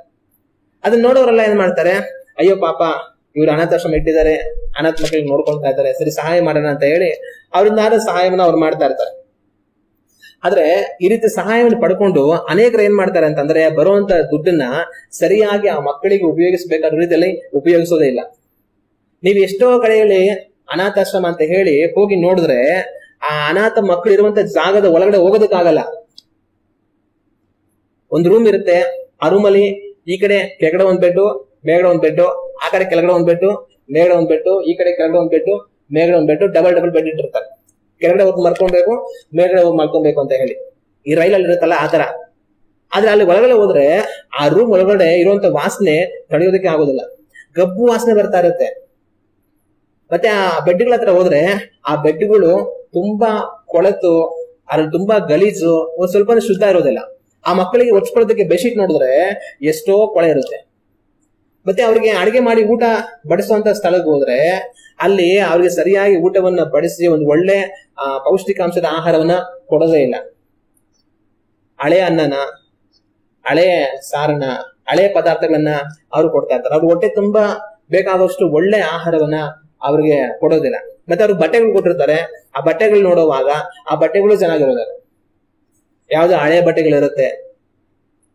ಆಗ ಅನಾಥಾಶ್ರಮನ ನಾವು ಆಡ್ತಾ ಇದೀವಿ, ಮಕ್ಕಳನ್ನ ಸಾಕ್ತಾ ಇದೀವಿ ಅಂತ ಬೋರ್ಡ್ ಹಾಕೊಂಡ್ಬಿಟ್ಟು 10 ಜನಗಳಿಗೆ ಕಳಿಸ್ಬಿಟ್ಟು ದುಡಿಸ್ಕೊಂತಾ ಇರ್ತಾರೆ. ಆದ್ರೆ ಆ ದುಡ್ಡಲ್ಲಿ ಮೋಸ ಮಾಡ್ತಾ ಇರ್ತಾರೆ. ಒಂದಷ್ಟು ದುಡ್ಡು ಬಂತು ಅಂತಂದ್ರೆ ಆ ಎಲ್ಲಾ ದುಡ್ಡನ್ನು ತಗೊಂಡು ಆ ಮಕ್ಕಳಿಗೆ ಏನ್ ಬೇಕೋ ಅವ್ರಿಗೆ ಆಹಾರ, ಅವ್ರಿಗೆ ಬಟ್ಟೆ, ಅವ್ರಿಗೆ ಇರೋದಕ್ಕೆ ಸ್ಥಳ, ಅವ್ರಿಗೆ ಬೇಕಾಗಿರೋ ಆರೋಗ್ಯ ಪರಿಸ್ಥಿತಿ, ಅವ್ರ ವಿದ್ಯಾಭ್ಯಾಸ, ಇವುಗಳಿಗೆ ಎಲ್ಲವುಗಳಿಗೆ ಅದನ್ನ ಖರ್ಚು ಮಾಡಬೇಕು. ಆದ್ರೆ ಬಡ ಮಕ್ಕಳನ್ನ ತೋರಿಸ್ಬಿಟ್ಟು, ಅನಾಥ ಮಕ್ಕಳನ್ನ ತೋರಿಸ್ಬಿಟ್ಟು, ಜನರ ಹತ್ರ ದುಡ್ಡು ತಗೊಂಡ್ಬಿಟ್ಟು ಅರ್ಧಕ್ಕರ್ಧ ದುಡ್ಡು ಇವರೇ ಒಳಗ್ಬಿಡ್ತಾರೆ. ಇನ್ನು ಅರ್ಧಕ್ಕರ್ಧ ದುಡ್ಡಲ್ಲಿ ಆ ಮಕ್ಕಳಿಗೆ ಯಾವ್ದೋ ಒಂದು ಬಟ್ಟೆ, ಯಾವ್ದೋ ಒಂದು ಬೆಡ್ಶೀಟು, ಯಾವ್ದೋ ಒಂದು ಹಾಸಿಗೆ ಹಾಕ್ಬಿಟ್ಟು ಆ ಮಕ್ಕಳು ಬಿಟ್ಬಿಟ್ಟಿರ್ತಾರೆ. ಆ ಮಕ್ಕಳ ಜೀವನ ನೋಡೋದಕ್ಕೆ ಆಗೋದಿಲ್ಲ. ಯಾರಾದ್ರೂ ಬಂದು ನೋಡಿದ್ರೆ ಈ ತರ ಇದೆಯಲ್ಲ ಪಾಪ ಮಕ್ಕಳ ಪರಿಸ್ಥಿತಿ ಅಂತಂದ್ರೆ ಏನ್ ಮಾಡೋದು, ದುಡ್ಡೇ ಬರೋದಿಲ್ಲ, ಯಾರು ದುಡ್ಡೇ ಕೊಡೋದಿಲ್ಲ. ಸ್ವಲ್ಪ ಸಹಾಯ ಮಾಡಿದ್ರೆ ಇನ್ನ ಚೆನ್ನಾಗಿ ಒಳ್ಳೆ ಬೆಡ್ಶೀಟ್ ಹಾಕ್ಬೋದು, ಒಳ್ಳೆ ಹಾಸಿಗೆ ಹಾಕ್ಬೋದು, ಒಳ್ಳೆ ಬಟ್ಟೆ ಕೊಡಿಸ್ಬೋದು, ಕಾಸೆ ಕೊಡಲ್ಲ ಜನಗಳು ಅಂತ ಹೇಳ್ತಾರೆ. ಆದ್ರೆ ಕೊಡೋ ದುಡ್ಡನ್ನ ಅರ್ಧಕಾರ ಇವರೇ ತಿಂದಾಗ್ತಾ ಇರ್ತಾರೆ. ಬರೋ ದುಡ್ಡನ್ನ ಸರಿಯಾಗಿ ಖರ್ಚು ಮಾಡುವಂತ ಒಳ್ಳೆಯವರು ಇದ್ದಾರೆ. ಆದ್ರೆ ಬರೋ ದುಡ್ಡನ್ನ ಮೋಸ ಮಾಡಿ ಅನಾಥ ಮಕ್ಕಳನ್ನ ತೋರಿಸಿ ದುಡ್ಡು ಹೊಡೆಯುವಂತ ಈ ಒಂದು ಅನಾಥ ಮಕ್ಕಳ ವ್ಯಾಪಾರವನ್ನು ಮಾಡುವಂತ ಕಳ್ಳರು ತುಂಬಾ ಜನ ಇದ್ದಾರೆ ಸಮಾಜದಲ್ಲಿ. ಇವ್ರ ಮನೆಗಳು ಮಾತ್ರ ಆ ದುಡ್ಡಲ್ಲಿ ಇವರು ಸೈಟ್ ತಗೊಳ್ಳೋದು, ಇವ್ರ ಮನೆ ಚೆನ್ನಾಗಿ ಕಟ್ಕೊಳ್ಳೋದು, ಇವ್ರ ಮಕ್ಕಳೆಲ್ಲ ಒಳ್ಳೆ ಬಟ್ಟೆ ಹಾಕೊಳ್ಳೋದು, ಇವ್ರು ಚೆನ್ನಾಗಿ ಊಟ ಮಾಡೋದು, ಇವ್ರ ಕಾರ್ಗಿರ್ ತಗೊಂಡು ಚೆನ್ನಾಗಿ ಓಡಾಡೋದು ಎಲ್ಲ ಮಾಡ್ತಾ ಇರ್ತಾರೆ. ಎಲ್ಲಾ ಕಡೆ ಹೋಗಿ ಪ್ರೋಗ್ರಾಮ್ಗಳಲ್ಲಿ ನಿಂತ್ಕೊಂಡು ಎಲ್ಲರ ಮುಂದೆ ಭಾಷಣ ಮಾಡ್ತಾ ಇರ್ತಾರೆ. ನಾವು ಅನಾಥ ಮಕ್ಕಳು ನೋಡ್ತಾ ಇದೀವಿ, ನಾವು ಸಾಕ್ತಾ ಇದೀವಿ, ಸಹಾಯ ಮಾಡಿ ಅಂತ. ಅಂದ್ರೆ ಈ ಅನಾಥ ಮಕ್ಕಳನ್ನ ಇವ್ರು ಸಾಕೋದೆಲ್ಲ ಒಂದೇ ಉದ್ದೇಶ, ಅವ್ರು ತೋರಿಸಿ ದುಡ್ಡನ್ನ ಸಂಪಾದನೆ ಮಾಡೋದಕ್ಕೆ. ದುಡ್ಡು ಇಸ್ಕೊಂಡು ಅದ್ರಲ್ಲಿ ಅರ್ಧಕ್ಕರ್ಧ ಇವ್ರು ತಿನ್ಕೊಂಡು ಆ ಮಕ್ಕಳಿಗೆ ಏನೋ ಒಂದ್ ಸ್ವಲ್ಪ ಹಾಕ್ಬಿಡೋದು. ಆತರ ಕೆಲಸವನ್ನ ಅನೇಕರು ಮಾಡ್ತಾ ಇರ್ತಾರೆ. ಮತ್ತೆ ಅನೇಕರು ಏನ್ ಮಾಡ್ತಾರೆ, ವೃದ್ಧಾಶ್ರಮ ನಡೆಸ್ತಾ ಇದೀವಿ ಅಂತ ವಯಸ್ಸಾಗಿರೋರ್ನೆಲ್ಲ ಇಟ್ಕೊಂಡ್ಬಿಟ್ಟು ಅವ್ರದ್ದು ಫೋಟೋ ಹೊಡೆದ್ಬಿಟ್ಟು ನಾವು ಈ ತರ ವಯಸ್ಸಾಗಿರೋದನ್ನ ಸಾಕ್ತಾ ಇದೀವಿ, ಅದರಿಂದ ಸಹಾಯ ಮಾಡಿ ಅಂತ ಎಲ್ಲರೂ ಕಳಿಸಿ ದುಡ್ಡಿಸ್ಕೊಳ್ತಾ ಇರ್ತಾರೆ. ಇಸ್ಕೊಂಡು ಮತ್ತು ಅದೇ ಕೆಲಸ ಆ ವಯಸ್ಸಾಗಿರೋಂಥವ್ರಿಗೆ ಸರಿಯಾಗಿ ಮಲಗೋದಕ್ಕೆ ಬೆಡ್ ಆಗಿರಲಿ, ಬೆಡ್ಶೀಟ್ ಆಗಿರಲಿ, ಒಳ್ಳೆ ಬಟ್ಟೆ ಆಗಿರ್ಲಿ, ಒಳ್ಳೆ ಊಟ ಆಗಿರಲಿ, ಅವರಿಗೆ ಸಾಮಾನ್ಯವಾಗಿ ವಯಸ್ಸಾಗಿರುವಂತವ್ರಿಗೆ ಅನಾರೋಗ್ಯ ಬಂದ್ಬಿಟ್ಟಿರುತ್ತೆ, ಏನೇನೋ ಆರೋಗ್ಯ ಸಮಸ್ಯೆಗಳಿರುತ್ತೆ. ಅವ್ರಿಗೆ ಸರಿಯಾದ ಆರೋಗ್ಯ ಚಿಕಿತ್ಸೆ ಆಗಿರಲಿ, ಔಷಧಿಗಳಾಗಿರಲಿ ಏನು ಕೂಡ ಇಲ್ಲ. ಸುಮ್ನೆ ಅವ್ರನ್ನ ತೋರಿಸಿ ಇವ್ರ ದನಗಳ ದುಡ್ಡಿಸ್ಕೊಂಡು ಇವರು ಅದಕ್ಕೆ ಬೇಕಾದ ಹಾಗೆ ಖರ್ಚು ಮಾಡ್ತಾ ಇರ್ತಾರೆ. ಯೂದ ಅವತ್ತು ಇದೇ ಮಾತು ಹೇಳ್ದ, ಈ ದುಡ್ಡನ್ನ ಮಾರಿ ಬಡವರು ಕೊಟ್ಟಿದ್ರೆ ಎಷ್ಟೋ ಅನುಕೂಲ ಆಗಿರೋದಲ್ಲ ಅಂತ. ಅಂದ್ರೆ ಅವ್ನ್ ಬಡವರನ್ನ ತೋರಿಸಿ ಬಡವರಿಗೆ ಸಹಾಯ ಮಾಡ್ತೀನಿ ಕೊಡಿ ಅನ್ನೋ ತರ ಈಸ್ಕೊಂಡ್ಬಿಟ್ಟು ಇವನ್ ದುಡ್ಡು ತಿನ್ಬಿಡ್ತಾ ಇದ್ದ. ಇದೇ ಕೆಲಸವನ್ನ ಇವತ್ತು ತುಂಬಾ ಜನ ಮಾಡ್ತಾ ಇದಾರೆ. ಅನಾಥಾಶ್ರಮ ನಡೆಸ್ತೀವಿ, ವೃದ್ಧಾಶ್ರಮ ನಡೆಸ್ತೀವಿ, ಅದನ್ನ ಮಾಡ್ತೀವಿ, ಇದನ್ನ ಮಾಡ್ತೀವಿ, ಕಾಸು ಕೊಡಿ ಅಂತ ಇಸ್ಕೊಂಡು ಇವ್ರು ಅದನ್ನ ದುರ್ಬಳಕೆ ಮಾಡ್ತಾ ಇರ್ತಾರೆ. ಯೂದನ ರೀತಿಯಲ್ಲಿ ಕೆಲಸವನ್ನ ಮಾಡ್ತಾ ಇರ್ತಾರೆ. ಅದು ಇದು ಮಾತ್ರ ಅಲ್ದಿರ ಇನ್ನು ಕೆಲವು ಸಮಯಗಳಲ್ಲಿ ಇನ್ನೂ ಬೇರೆ ಕೆಲಸ ಮಾಡ್ತಾರೆ. ಎಲ್ಲೋ ಒಂದ್ ಕಡೆ ಭೂಕಂಪ ಆಗೋಯ್ತು, ಎಲ್ಲೋ ಒಂದ್ ಕಡೆ ಪ್ರವಾಹ ಬಂದ್ಬಿಡ್ತು, ಎಲ್ಲೋ ಒಂದ್ ಕಡೆ ಇನ್ನ ಏನೋ ತೊಂದರೆ ಆಗೋಯ್ತು. ಅಲ್ಲೆಲ್ಲ ಜನಗಳು ತುಂಬಾ ಕಷ್ಟದಲ್ಲಿದ್ದಾರೆ, ಅವ್ರು ಸಹಾಯ ಮಾಡ್ಬೇಕು, ನಮಗ್ ದುಡ್ಡು ಕೊಡಿ ಅಂತ ಇಸ್ಕೊಳ್ತಾರೆ. ಅಲ್ಲಿದವ್ರಿಗೆ ಹೋಗಿ ನಾವು ಸಹಾಯ ಮಾಡ್ತೀವಿ ಅಂತ ಅಂದ್ಬಿಟ್ಟು ದುಡ್ಡು ಇಸ್ಕೊಂಡು ಎಲ್ಲಾ ದುಡ್ಡು ಇವರೇ ತಿಂದಾಕ್ಬಿಡ್ತಾರೆ. 100 ರೂಪಾಯಿ ಇಸ್ಕೊಂಡ್ಬಿಟ್ಟು 10 ರೂಪಾಯಿ ಅಲ್ಲಿ ಹೋಗಿ ಖರ್ಚು ಮಾಡ್ಬಿಟ್ಟು 1-2 ಬಟ್ಟೆ ಕೊಟ್ಬಿಟ್ಟು ಫೋಟೋ ಹೊಡ್ಸ್ಕೊಂಡು ಎಲ್ಲರೂ ಕಳಿಸ್ಬಿಡ್ತಾರೆ. ನೋಡಿ ನಾವು ಹೋಗಿದ್ವಿ, ಈ ತರ ಕಷ್ಟ ಇದ್ದಂತವ್ರಿಗೆಲ್ಲ ಸಹಾಯ ಮಾಡಿದ್ದೀವಿ ಅಂತ ಕಳಿಸ್ಬಿಟ್ಟು 100 ರೂಪಾಯಿ 10 ರೂಪಾಯಿ ಬಟ್ಟೆ ಕೊಟ್ಬಿಟ್ಟು 90 ರೂಪಾಯಿ ಇವರೇ ತಿನ್ಬಿಟ್ಟಿರ್ತಾರೆ. ಈ ತರ ಕಷ್ಟದಲ್ಲಿರುವಂತವ್ರನ್ನ ತೋರಿಸಿ ದುಡ್ಡಿಸ್ಕೊಂಡು ಅವರೇ ತಿಂದಾಕುವಂತವ್ರು ಎಷ್ಟೋ ಜನಗಳು ಇದ್ದಾರೆ. ಇಸ್ಕರಿಯೋತ ಯೂದನ ರೀತಿಯಲ್ಲಿ ಬದುಕಿದಂತವರು. ಅಂತ ಕೆಲಸವನ್ನ ಯಾವುದು ಸಹ ಮಾಡಬಾರದು. ಮಹಾಪಾಪ. ನಮ್ಮ ಹತ್ರ ದುಡ್ಡಿದ್ರೆ ನಮ್ಮಿಂದ ಆದಷ್ಟು ನಾವು ಬಡವರಿಗೆ ಸಹಾಯ ಮಾಡಬೇಕು. ಇಲ್ಲ ಒಂದ್ ವೇಳೆ ನಾವು ಅನಾಥಾಶ್ರಮನೋ ವೃದ್ಧಾಶ್ರಮನೋ ಇಲ್ಲ ಬಡವರಿಗೆ ಏನೋ ಒಳ್ಳೇದ್ ಮಾಡ್ತೀವಂತ ನಾವು ಸಮಾಜದಿಂದ ಜನಗಳ ಹತ್ರ ನಾವು ಸಾರ್ವಜನಿಕರಿಂದ ಹಣ ಇಸ್ಕೊಳ್ತೀವಿ ಅಂದ್ರೆ ಅದನ್ನ 100ಕ್ಕೆ 100 ಅವರಿಗೆ ಖರ್ಚು ಮಾಡಬೇಕು. 1 ರೂಪಾಯಿಯನ್ನಾದ್ರೂ ಅದನ್ನು ನಾವು ನಮ್ಮ ಸ್ವಂತಕ್ಕಾಗಿ ಬಳಸಬಾರದು. ಆದ್ರೆ ಅದನ್ನು ಬಳಸುವಂತದ್ದು ಮಹಾಪಾಪ. ಅವರೆಲ್ಲ ಅಗ್ನಿ ನರಕಕ್ಕೆ, ದೇವರ ಕೋಪಕ್ಕೆ, ರೌದ್ರಕ್ಕೆ ತುತ್ತಾಗಬೇಕಾಗಿರುವಂತ ಪರಿಸ್ಥಿತಿ ಬರುತ್ತೆ. ಈ ದಿನದಲ್ಲಿ ಸಮಾಜದಲ್ಲಿ ಅದೆಷ್ಟೋ ನಡೀತಾ ಇದೆ. ಆದ್ರೆ ಇಂಥ ಕಾರ್ಯಗಳು ಬದಲಾಗ್ಲಿ, ಅಂತ ಕೆಲಸಗಳನ್ನ ಮಾಡುವಂತವ್ರು ಮನೆ ತಿರುಗ್ಲಿ, ನಿಜವಾಗ್ಲೂ ಬಡವರಿಗೆ ಸಹಾಯ ಮಾಡ್ಲಿ, ಅವ್ರ ಹೆಸರಲ್ಲಿ ಯಾರಿಗೂ ಮೋಸ ಮಾಡಿದಿರ ಇರ್ಲಿ ಅಂತ ಹೇಳಿ ನಾವು ಅಂತವ್ರಿಗೋಸ್ಕರ ಪ್ರಾರ್ಥನೆ ಮಾಡ್ಬೇಕಾಗಿರೋದು ಬಹಳ ಮುಖ್ಯ. ಅದೇ ತರ ನಾವು ಸಹ ಕೈಲಾಗದಿರುವಂತ ಬೇರೆಯವ್ರಿಗೆ ಯಾವತ್ತೂ ಸಹ ಯಾವುದೇ ಮೋಸ ಮಾಡಿದಿರ ಇರ್ಬೇಕಾಗಿರುವಂತದ್ದು ಬಹಳ ಮುಖ್ಯ. ಇಸ್ಕರಿಯೋತ ಯೂದ ಶ್ರೇಷ್ಠ ಅಪೊಸ್ತಲರಲ್ಲಿ ಒಬ್ಬನಾಗಿ ತಾನು ಕಾಣಿಸ್ಕೊಳ್ಬೇಕಾಗಿತ್ತು. ಆದ್ರೆ ಶ್ರೇಷ್ಠ ಅಪೊಸ್ತಲರಲ್ಲಿ ಒಬ್ಬನಾಗಬೇಕಾಗಿದ್ದಂತ ಯೂದ ದುರಂತ ಅಂತ್ಯವನ್ನ ಕಾಣೋದಕ್ಕೆ ಕಾರಣ ಹಣದ ಮೇಲಿನ ಆಸೆ. ಹಣದ ಮೇಲಿನ ಆಸೆ ಅವನ ಕಡೆಗೆ ಯೇಸು ಕ್ರಿಸ್ತನನ್ನೇ ಶಿಲುಬೆಗೆ ಒಪ್ಪಿಸಿಕೊಡುವಷ್ಟು ಮಟ್ಟಿಗೂ ಸಹ ಅವನನ್ನ ಕರೆದುಕೊಂಡು ಹೋಯಿತು. ಅದರಿಂದ ಅವನ ನಾಶನವನ್ನು ಹೊಂದಬೇಕಾದ ಪರಿಸ್ಥಿತಿ ಅವನಿಗೆ ಬಂತು. ನಾನು ನೀವು ಹಣವನ್ನು ಪ್ರೀತಿಸಿದ್ರೆ ಅದು ಒಂದು ದಿವಸ ನಮ್ಮನ್ನ ಹಾಳು ಮಾಡೋದು ನಿಶ್ಚಯ. ಅದರಿಂದ ಹಣವನ್ನು ಪ್ರೀತಿಸೋದು ಬೇಡ, ದೇವರನ್ನ ಪ್ರೀತಿಸೋಣ. ದೇವರು ನಮ್ಮ ಜೊತೆ ಸದಾಕಾಲವಿರ್ತಾರೆ. ನಮ್ಮ ಅಗತ್ಯಗಳನ್ನ ದೇವರು ಸಂಧಿಸ್ತಾರೆ, ನಮ್ಮನ್ನು ಬಲಪಡಿಸಿ ಅವ್ರು ನಡೆಸ್ತಾರೆ. ಹಲ್ಲೆಲೂಯಾ.